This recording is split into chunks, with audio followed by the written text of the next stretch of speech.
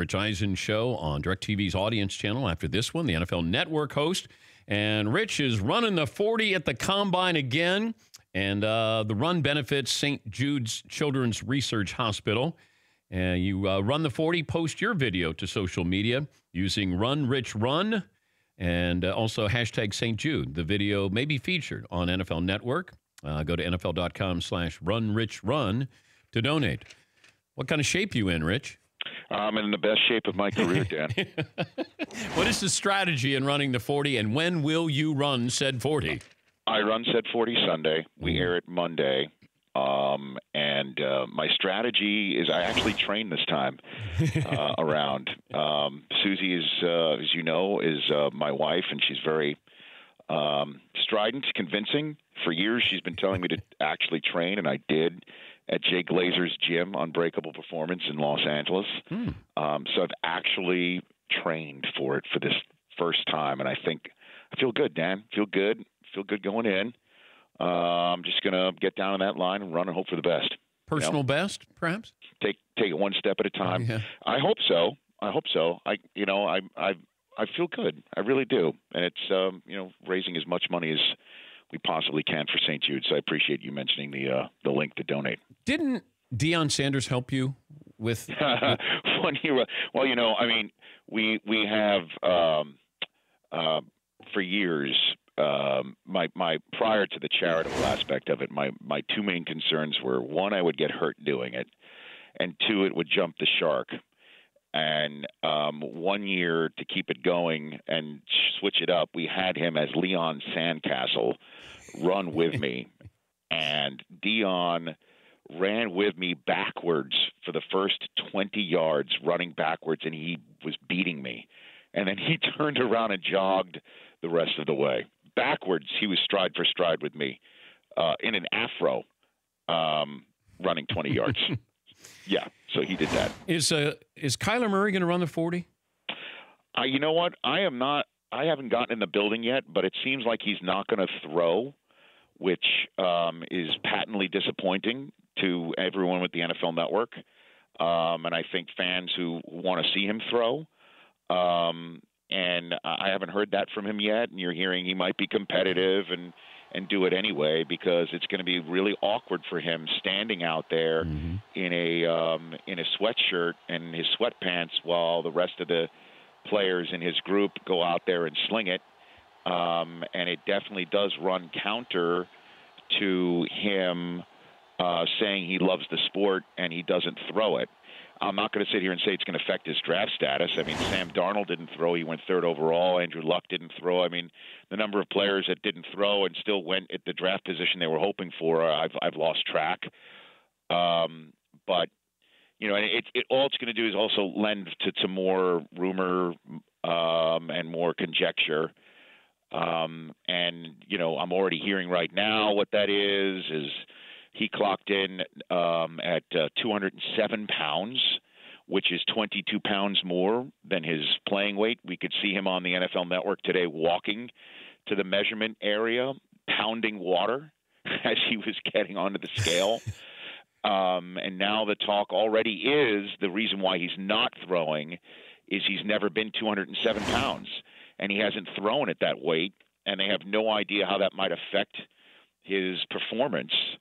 And then there's the conjecture, well, he won't be 207 when he's drafted or when he starts playing. So what does this all mean? Unless he throws, that's obviously the void's going to be filled with that conversation. It feels like he ruined a good story or story we could still run with because he measured over 5'10". It felt like if he was under 5'10", then there's more drama, more speculation. At 5'10", is he now tall enough to be drafted number one overall? Well, he's now in Russell Wilson territory in terms of the measurements, and so you could sit here and say that checks the box that he's or at least he's checked the boxes that Russell Wilson did. But Russell Wilson, I think, as you know him very well, he's an outlier. He's an exception. So, could Murray be another one of those? Yeah, I guess. But in terms of ruining a story, you had it firsthand, as you know, and maybe your listeners and viewers don't know. When we're next door to each other at Super Bowls, with my show coming on after yours at Audience.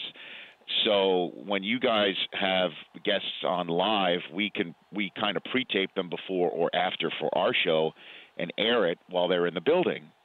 So before you had Kyler Murray, I had him and sent him down the hall to you. Yeah. And I had the same exact experience with him where he could not or did not answer the question, are you going to play football or baseball, creating an absurd narrative. I mean, there's no other way to describe it other than awkward and absurd. And so I'm just wondering where he's getting his advice now. And does it really matter, though? I'm really not going to sit here and say he's getting terrible advice and he's going to fall in the draft, and how dare he. It really only takes one, and it could be Arizona at one. But right now, I honestly don't know what the game plan is for his narrative creation. But when I was done, I wanted to grab him and pull him to the side and just say, no, not grab him and shake him. I wanted to grab him and just pull him to the side and say off the air, hey, you got to understand what this world is, and you looked bad. Yeah. And from an optics, if I'm a GM or a coach and I'm looking at this, like, that's what I want to see. I want to sit down with Kyler Murray if I'm an NFL team and just talk to him. I don't care about him running. I don't care about him throwing. I don't care about his height. I don't care about his weight. I want to know, who are you? What is your personality? Because he's not Baker Mayfield. He's not Russell Wilson when it comes to personality. So who are you?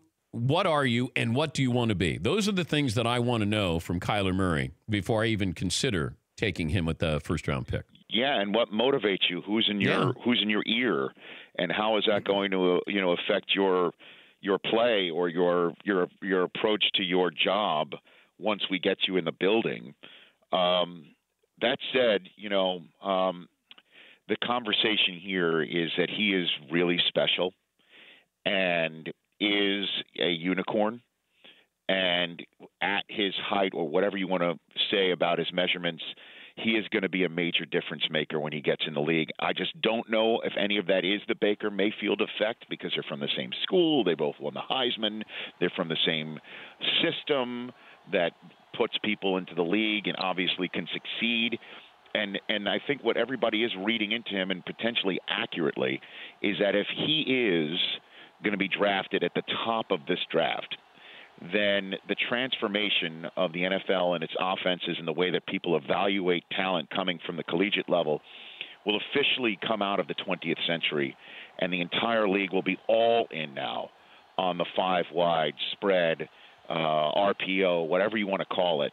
Because, again, he has the same measurements as Russell Wilson, and Russell was even downgraded by people to go into the third round. And Russell cut weight to get to his weight. Kyler was pounding water to get to his, which is going to be, again, like I said, the question mark that fills the void between now and whenever he does throw, or whenever he is drafted, and whenever he does actually take a snap, is going to be like, so, okay, did you do this so you could try and get drafted top 10, or can you play at this weight? You didn't throw at that weight at the combine, blah, blah, blah. And I don't think, as you I do believe, Dana, I've known you for a long time. I do believe Kyler Murray might be the only interview subject you reminded that the microphone was working. So I don't think he cares. Okay, I had heard when we're at the we've been at these places, and sometimes if you interview somebody before me and then I do it live, I'm always curious how it went. And I had heard that you interviewed Kyler Murray, and the word was it didn't go well. So by the time you got done taping and then he was coming down the hall, I had already gotten word where somebody in my ear said the interview on Eisen show didn't go well. No. And then I'm going, oh, all right. Well, I had him on earlier in the year during the season, and Kyler Murray was very good, entertaining, personality. And then all of a sudden, I don't know who told him, hey, don't say anything, but say nice things about Gatorade. I know, it was like paying fealty to Qualcomm, right? I mean, so it was really awkward. It was really, really because the only question you wanted to ask him, and the only answer that was really of most importance is, what are you going to do? Are you playing baseball or football? And I don't know why he decided to go into interview settings without having a plan on how to answer it. Yeah. So it was really, but we did also on our set have a setup where we had all the players who came through have a contest as to who could throw a football through a hole about 15 yards away, a throwing contest, and Kyler Murray did throw on the Rich Eisen show, and at this point in time, that might be the only time he throws between the national semifinal and his pro day. So I've got exclusive footage, Dan. No, we're part of the same family. If you want to use it, Rich, I think you can just take it, Dan. Rich, yeah. We did the arm strength with. Oh, you did not. Yes. You did not. Yes. He smoked McLovin. McLovin. Yes, he did. Okay, no. So, how about this? You tested arm strength. I tested accuracy. Yes. Together, our 6-hour block, we've got what everybody wants. Yes, we do. How about that? We had our own combine. Yes. There is an I in Patrick and 2 I's in Rich and Eisen, but we're still a team, Dan. Rich is at the combine. When does the NFL Network coverage of the combine start? We're on the air. It's me and Daniel Jeremiah this time around, as Mayock will be with the Raiders. Yeah. So we start 9 a.m. tomorrow with the running backs and offensive line group. Then the tight ends and quarterbacks get out with the wideouts on Saturday, defenders Sunday, and then Monday is defensive backs in my run. So all right, that's the way we set it up. And Rich's show will be following this show coming up in about 20 minutes on Audience Channel 239 DirecTV. Didn't Daniel Jeremiah give us a new term, Paulie, when he joined us on Monday? What do we got? Like waist benders and other ones. Yeah, but he had a word, though, didn't he? See? Lower body twitch? Yeah, lower body twitch. Yeah. Lower body twitch. Oh, my God. Yeah. Is that one would say that's immeasurable, Dan? I would think. I have no idea, but it's lower body twitch. Yeah, I mean, Mayock's had all of those heavy-legged waist benders, ankle flexion. My favorite Mayockism was he's quicker than fast. I never understood what that meant, and I sat next to him for 15 years.